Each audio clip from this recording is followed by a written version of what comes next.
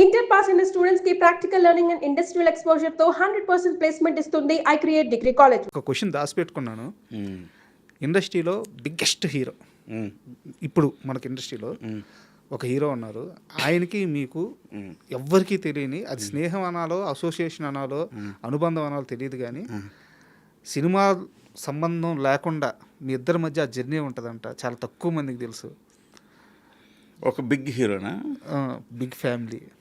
Big family Ram Charan గారితో చరణ్ బాబా. అవును, number of times కలిసి ఉన్నారంట మీరు.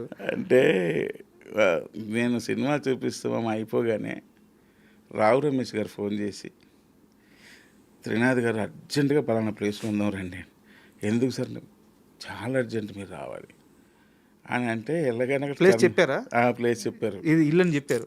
ఇల్లు కాదు, మా షూటింగ్ స్పాట్ ఇక్కడ గచ్చిబౌలి ఏరియాలో. ఓకే. అక్కడికి వెళ్ళగానే అక్కడ రామ్ చరణ్ గారు షూటింగ్ అవుతుంది అనమాట. షూటింగ్ ఇదేంటి షూటింగ్ దగ్గర రమ్మన్నారు, ఆయన ఈ సినిమాలో చేస్తున్నారేమో అందరూ రమ్మన్నారేమో. నేను వెళ్ళినప్పటి నుంచి నాకు ఇచ్చే ట్రీట్మెంట్ మారిపోయింది అక్కడ. ఇదేంటి అందరూ నన్ను రిసీవ్ చేసుకుంటున్నారు, క్యారవాన్లో కూర్చోబెడుతున్నారు, టీ కాఫీ ఏం తాగుతారు సార్ అని అంటున్నారు. ఇంకా సడన్గా డోర్ తీసుకొని చరణ్ బాబు నాకు నచ్చి హీరో అని చెప్పి ఇలా నన్ను ఇలా లేపి చూసి, అసలు ఆయన ఎంత ఎక్సైటెడ్ అంటే అసలు ఎక్స్ట్రాడినరీ అబ్బా సినిమా, అసలు ఏంటది ఆ సినిమా ఏంటి, అది ఇదని ఇంకా మామూలు లేదు. అడావిడి చేస్తారు ఆయన. అదేంటో ఆయన సినిమా హిట్ కొట్టినంత అడావిడి చేస్తారు ఆయన కదండి. అని నేను షాక్. ఒక్కసారి చుక్కుమంది ఒకసారి నాకు. అప్పటి నుంచి ఆయన మంచి ఒపీనియన్ బాగా. అంటే చెప్పాను కదా, మరలా ఆయనకు కూడా మర్చిపోయాను కథ చేద్దాము అది ఇదని. దిల్రాజు గారి ఆఫీస్లో చాలా వర్క్ చేసాం, కానీ మరి నాకు ప్రాబ్లం ఏంటంటే నాకు కాన్ఫిడెంట్ రావాలి. నేను రాసే కథ చేస్తే కొట్టాలి అన్న కాన్ఫిడెన్స్ వస్తే కానీ నేను ముందుకు వెళ్ళలేను. అది ప్రాబ్లం. నా క్వశ్చన్ కూడా ఇందాక నేను సరిగ్గా ఫ్రేమ్ చేయగలిగానో లేదో నాకు తెలియదు, కానీ మామూలుగా రామ్ చరణ్ గారు చాలా ఇంట్రోవర్ట్. ఆయన ఎవరి దగ్గర ఎక్కువ ఓపెన్ అవ్వరు, కానీ మీ విషయంలో మాత్రం మీలాగా మాట్లాడాలి, మీలాగా ఉండాలి, చాలా నచ్చిన వ్యక్తి మీరు ఆయనకి అని చెప్పారు. ఆ ప్రాజెక్టు జరుగుంటే బాగుండేది. ఏంటి ఓపెన్గా ఉంటే ఆయనకి ఇష్టం అండి. అని ఏమి ఊరికినే బయట కోటిలో కూడా ఇవన్నీ ఇష్టం ఉండవు ఆయనకి. ఏదున్నా ఓపెన్గా చెప్పేసుకోవాలి, ఓపెన్గా ఉండాలి. అలాంటి పర్సన్స్ అంటే ఇష్టం ఆయనకి బాగా. సార్ ఇప్పటికైనా కలిసారా చిరంజీవి గారిని? ఇప్పటికీ చిరంజీవి గారిని కల్లా. నాకు ఇది విచిత్రంగా ఉంది sir.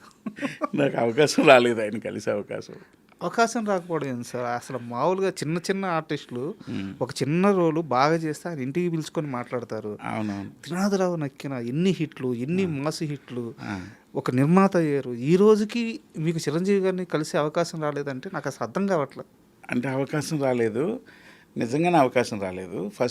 First point. Second point ఏంటంటే చిరంజీవి గారు నా మీద ఈయన ఇలా చేస్తాడు అన్నది ఆయనకి మైండ్లో ఉంది. మీ పేరు ఖచ్చితంగా ఇందాక వెళ్ళి ఉంటుంది కదా? ఉంది. అది తెలుసు నాకు. మధ్యలో ఉన్నవాళ్ళు నా గురించి మాట్లాడేటప్పుడు వచ్చే ప్రస్తావనలు అన్నీ నాకు తెలుసు. ధమాకా కథ కూడా ఫస్ట్, ధమాకా కాదు మజాకా కథ కూడా ఫస్ట్ ఆయన దగ్గరికి వెళ్ళినప్పుడు మీరు అన్నాక కూడా ఆయన ఓకే అన్నారంట. అవును, మీరు డైరెక్షన్ అన్నాక కూడా. అవునవును. కాకపోతే ఆయనకు ఒకటి ఉంది, త్రినాథరావు అంటే ఇలాంటి సినిమా ఆయనతో చేయాలని ఆయనకు ఒక క్లారిటీ ఉంది సార్. నేనేంటంటే ఆయనకి ఎంత క్లారిటీ ఉందో అంత క్లారిటీ స్క్రిప్ట్తోనే ఆయన దగ్గరికి వెళ్ళాలి కలిస్తే అన్నది నా కాన్సెప్ట్. ఈ ఫోటోలు ఇవన్నీ వద్దు, ఎవరో మీడియేటర్లు మధ్యలో చెప్పడాలు ఏం లేవు. డైరెక్ట్ ఆయనకి కథలు నేనే నెరేట్ చేయాలి కదా ఆయనకి అన్నది నా గోల్ సార్.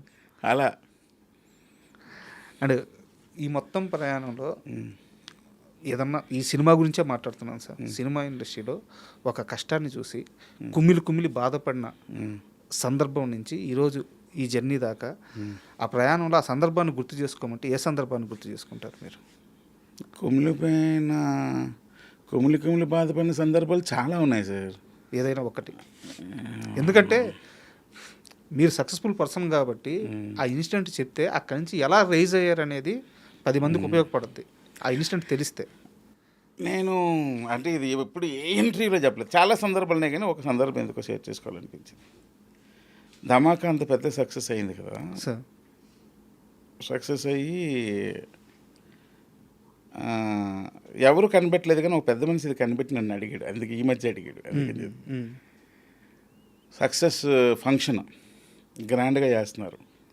ఆ రోజు కూడా నేను స్టేజ్ మీద గ్రాండ్గా చాలా బాగా మాట్లాడి అంతా చేసి చాలా హ్యాపీగా ఉన్నాను, అన్నీ చేశాను. నా స్పీచ్ అయిపోయి స్టేజ్ మీద దగ్గర నాకు కూర్చోడానికి ప్లేస్ లేదు. అంత పెద్ద హిట్ ఇచ్చింది డైరెక్టర్కి. నేను చైర్ ఎక్కడైనా ఖాళీగా ఉందా అని ఎత్తుక్కుంటూ ఆ సెకండ్ లైన్లోకి వెళ్ళి కూర్చున్నాను. ఒక మనిషికి ఎంత బాధ ఉంటుందండి అది. అది అవమానం కూడా కదా, చాలా బాధ కదా. అది నేను ఒక్కనే ఎవరు గమనించలేదు, ఫోన్లే ఇది నాతో ఉండిపోవాలని అనేసుకున్నా. కానీ ఒక పెద్ద మనిషి గమనించుడు. ఆయన రీసెంట్గా మొన్న ఎప్పుడు కలిసినప్పుడు, త్రినాథ్ ఒక ఎమోషన్ని నువ్వు ఎలా ఫేస్ చేసావు అని అడిగారు. ఏ ఎమోషన్ సార్ అని. నేను అనుకున్నాను నువ్వు మా పాప పాలు ఏదో చెప్తారులో ఉంది ఇవన్నీ అని అనుకున్నా. ఇది చెప్పాడు. అమ్మ అంటే ఏం గమనించండి, ఇలా చాలామంది గమనించి ఉంటారు ఇది అని అనుకున్నాను. సో అది కొంచెం నాకు చాలా బాధ అనిపించింది. ఆ రోజు కొంచెం ఫీల్ అయ్యాను. బట్ అక్కడ నుంచి మళ్ళీ మీ జర్నీ మీ ప్రయాణం అంతే. ఆ టైంలోనే వదిలేస్తాను ఏదైనా సరే, వదిలేస్తాను. Super sir. నాకు మీలో నచ్చేది ఇదే సార్. ఇండస్ట్రీకి ఎలా వచ్చారో అలాగే ఉన్నారు. కష్టాలు వచ్చినాయి, పడ్డారు, మళ్ళీ లేచారు, హిట్లు ఇచ్చారు. హిట్లు ఇచ్చిన 4-5 హిట్లు ఉన్న డైరెక్టర్కి హీరోలు డేట్లు ఇవ్వకపోవడం అనేది, లేకుంటే త్వరగా సినిమాలు రాకపోవడం అనేది అసలు జరగదు యాక్చువల్గా. ఎందుకో మీ విషయంలో కొంతవరకు అయితే జరుగుతుంది, దాన్ని పట్టించుకోరు. నిర్మాతగా మారారు, డైరెక్టర్గా మళ్ళీ మీకు తోచిన ప్రాజెక్టులు మీరు చేసుకుంటూ పోతున్నారు. ఎక్కడ దేనివల్ల మీరు డివేట్ అవ్వడం లేదు, అవును, మీరు మారడం లేదు. త్రినాథరావు నక్కిన డే 1 ఎలా ఉన్నాడో వ్యక్తిగా అలాగే ఈ రోజుకి ఉన్నారు. మీ స్కిల్స్ మీరు డెవలప్ చేసుకుంటున్నారు, మీ సినిమాలు మీరు చేసుకుంటున్నారు. ఒక మనిషి జర్నీలో సక్సెస్ అంటే ఇదే కదా. Yes, exactly sir. ఎగ్జాక్ట్ హ్యాపీగా ఉన్నాను సార్. ఎందుకంటే నా వరల్డ్లో నేను బతుకుతున్నాను. Correct word. అంతే. సో ఫైనల్గా సార్, అనకాపల్లి సక్సెస్ పైన ఎంత కాన్ఫిడెంట్గా ఉన్నారు? ఆడియన్స్కి ఏం చెప్పబోతున్నారు సినిమా? అనకాపల్లి చాలా కాన్ఫిడెంట్గా ఉన్నాను. బేసికల్గా ట్రైలర్ చూసి అన్నీ చూసి అందరూ ఇది యాక్షన్ ఎక్కువ ఉంది, ఇలా ఇంకోటి ఎక్కువ ఉంది అనుకుంటున్నారు. కానీ నేను అందరికీ చెప్పే స్ట్రైట్ పాయింట్ ఏంటంటే it's complete family emotional film.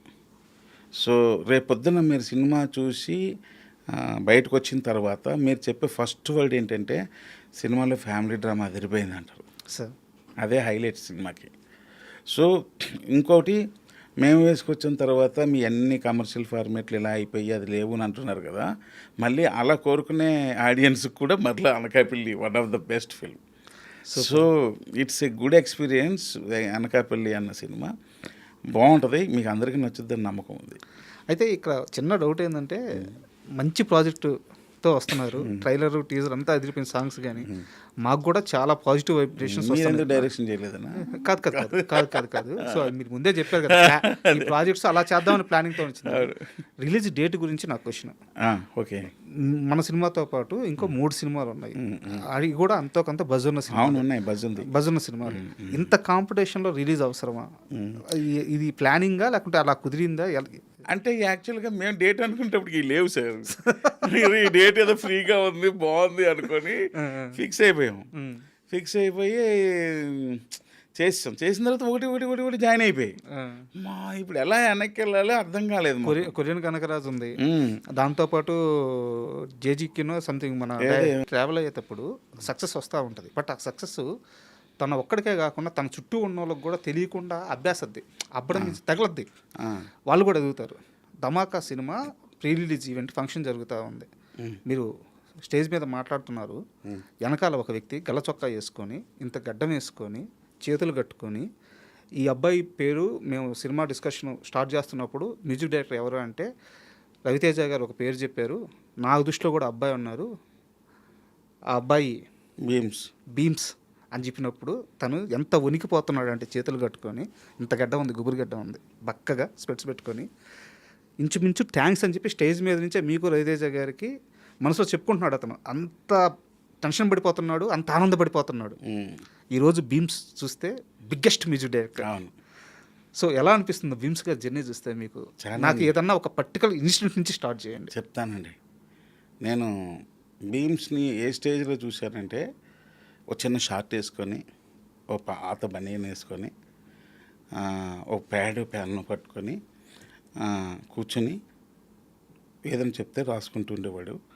అక్కడ నుంచి మళ్ళీ గబుక్కని ఒరే టీ కావాలంటే తెసన్నా అని పరిగెత్తి వెళ్ళేవాడు. టీనా ఎవరైనా ఒక టీ ఏం తేరా అంటే గబుక్కని టీ తేయడం. సార్ లేకపోతే అంటే చూసారా నాకు చాలా టాలెంట్ ఉండి అవకాశాలు లేక ఇలా అయిపోతున్నాను అన్నది ఆయన మొహంలో ఎక్కువ కనిపిస్తూ ఉండేది. సార్ అలాంటి స్టేజ్లో అలాంటి బీమ్స్ని చూశాను నేను. కానీ బీమ్స్ ఆయన లిరిక్ రైటర్ యాక్చువల్గా. ఫస్ట్ లిరిక్ రైటర్, లిరిక్స్ కొట్టేవాడు మాస్ టైప్లో. ఆయన ఎప్పుడు ఫస్ట్ నుండి ఆయన లిరిక్స్కి ఆయనే ట్యూన్ ఆయన ట్యూన్తోనే ఆయన లిరిక్స్తోనే పాట చెప్పేవాడు. ఇలా ఏది ఉంటే అక్కడ ఇలా వాయిస్తూ. సార్ అలా చూసి ఏంట్రా ఇంత టాలెంటెడ్ మనం. అలా తర్వాత తను కొన్ని సినిమాలకు చేశాడు, అలా ఎదుగుతున్నాడు కానీ బట్ కరెక్ట్గా రావట్లేదు, బ్రేక్ రావట్లేదు. తనకి పెళ్ళి అయింది, పిల్లలు మంచి బ్యూటిఫుల్ పిల్లలు ఇద్దరు. అలా స్ట్రగుల్ అవుతానే ఉన్నాడు. కానీ ఎప్పటికైనా వస్తుందిలే బీమ్స్ అది ఇదని. ఎందుకంటే నాకు తెలుసు పాపం ఆయన టాలెంటెడే కానీ బట్ ప్రాపర్గా పట్ల. అలాంటి పర్సన్ రవితేజ గారు అనగానే నాకు వెంటనే నేను చూశాను కదా ఆయన్ని, మా భలే వచ్చిందిరా ఇదిరా బాబు, కరెక్ట్గా మన టైం వచ్చినప్పుడు కలిసి రావడం అంటే ఇదే అనుకుని. సారీ టు ఇంటరప్ట్ యూ, నిజంగా సారీ.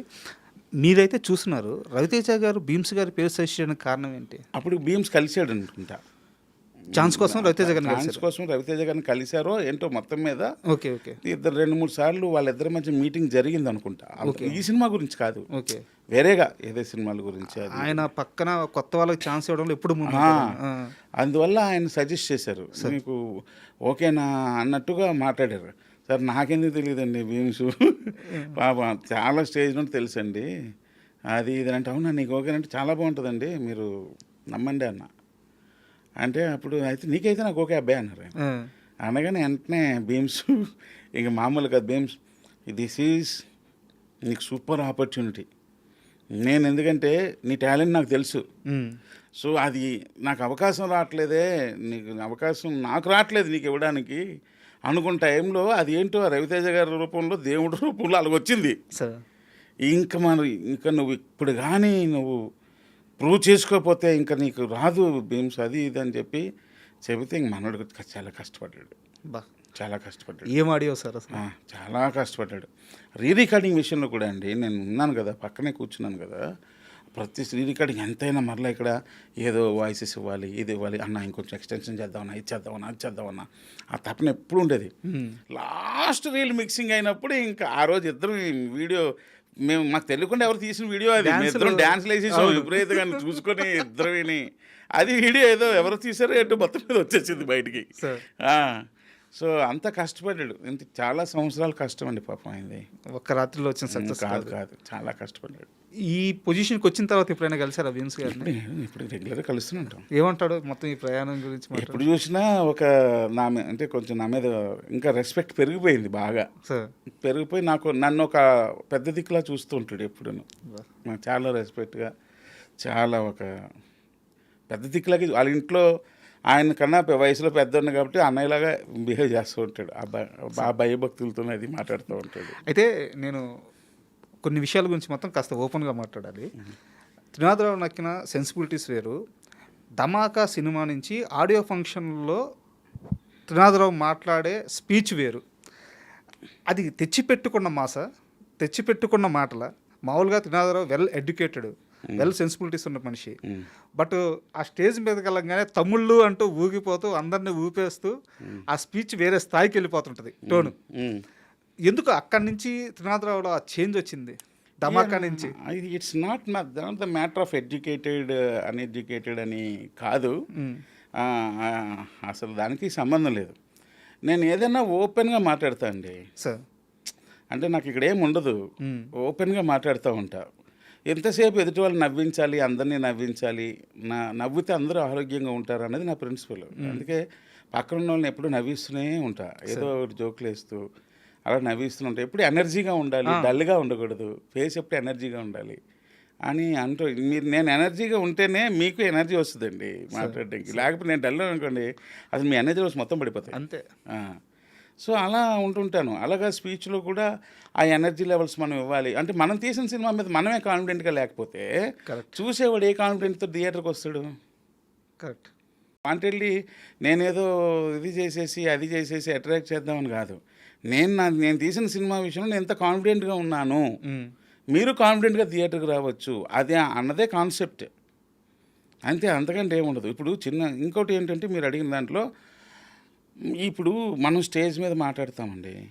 ఒక్కొక్కసారి అలా మాట్లాడడంలో ఒక వీడియోలో నా రాంగ్ వర్డ్ కూడా ఏదో వచ్చేసి చాలా వైరల్ అయ్యి డిస్టర్బ్ చేసింది, ఇష్యూ కూడా అయింది. అది వాంటెడ్లీ అన్నది కాదు. ఇప్పుడు నిజంగానే ఆ రోజు మీడియా అన్నట్టు నేను అంత దరిద్రున్నా కాదు కదా, అదేదో బై మిస్టేక్ నోట్లో ఒక వర్డ్ దొరికింది, అయిపోయింది. మీరు క్షమాపణ కూడా చెప్పాను.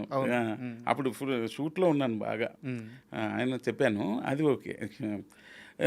ఇప్పుడు నేను ఎప్పుడు ఎలా ఆలోచిస్తానంటే మన మాటలు మంచి మాటలునా చెడ్డ మాటలైనా లేకపోతే ఏదైనా మాట్లాడినా ఏది చేసినా లేకపోతే ఒక మెసేజ్ ఇచ్చినా ఒక మెసేజ్ చెప్పినా ఒక మంచి చెప్పినా ఏం చెప్పినా అది చెప్పడం కోసమే కదా ఈ మీడియా అంతా ఉంది.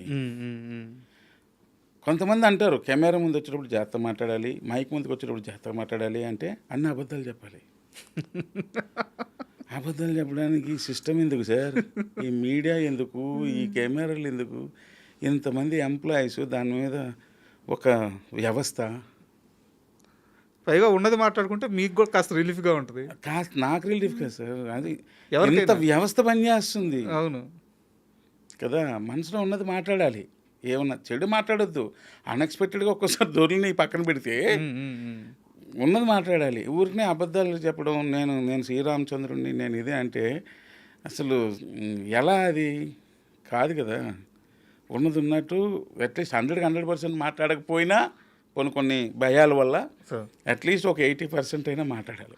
కానీ మీరు ఆ రోజు స్టేజ్ మీద, ధమాకా స్టేజ్ మీద ఎలాంటి స్పీచ్ ఇచ్చారో ధమాకా కలెక్షన్ కూడా అదే స్థాయిలో వచ్చినాయి. అవును, మాస్ పగిలిపోయింది.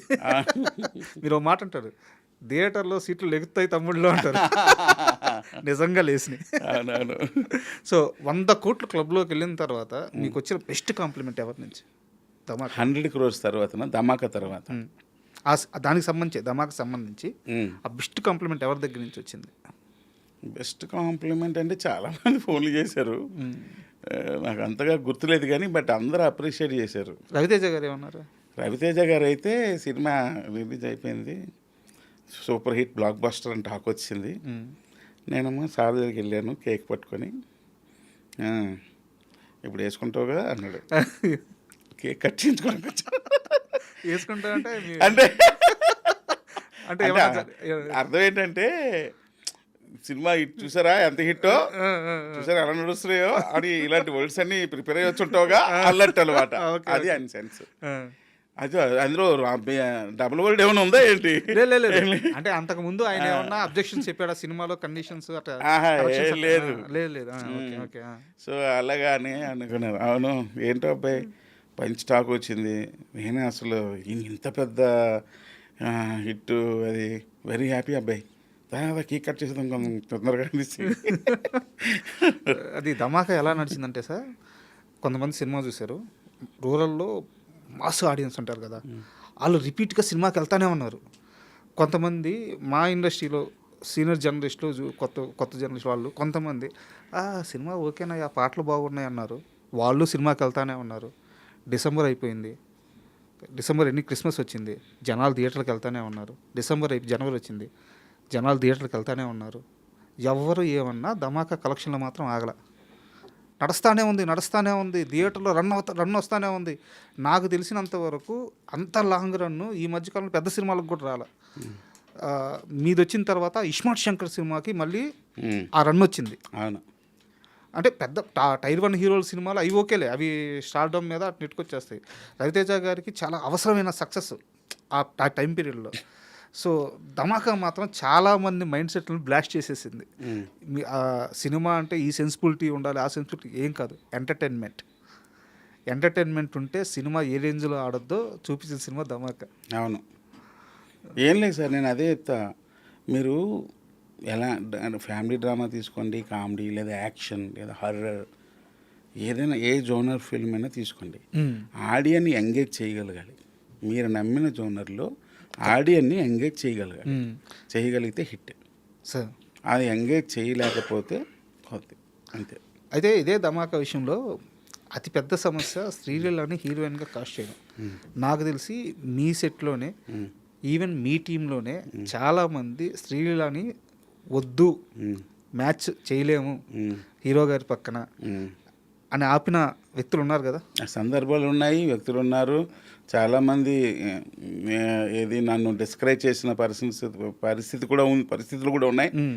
అయినా సరే నేను పిచ్చ రవితేజ గారి ఫ్యాన్ కాబట్టి పట్టించుకోలే. రేపు సినిమా మాట్లాడుతుందిరా మీకు అనుకున్నా అంతే. ఎందుకంటే అమ్మాయిలో ఒక మాస్ టింజ్ ఉంది, ఈయనకి పక్కన హీరోయిన్ మాస్ టింజ్ అవి ఉంటే ఇంకా అసలు సూపర్గా ఉంటుంది కాంబినేషన్. కదా సార్.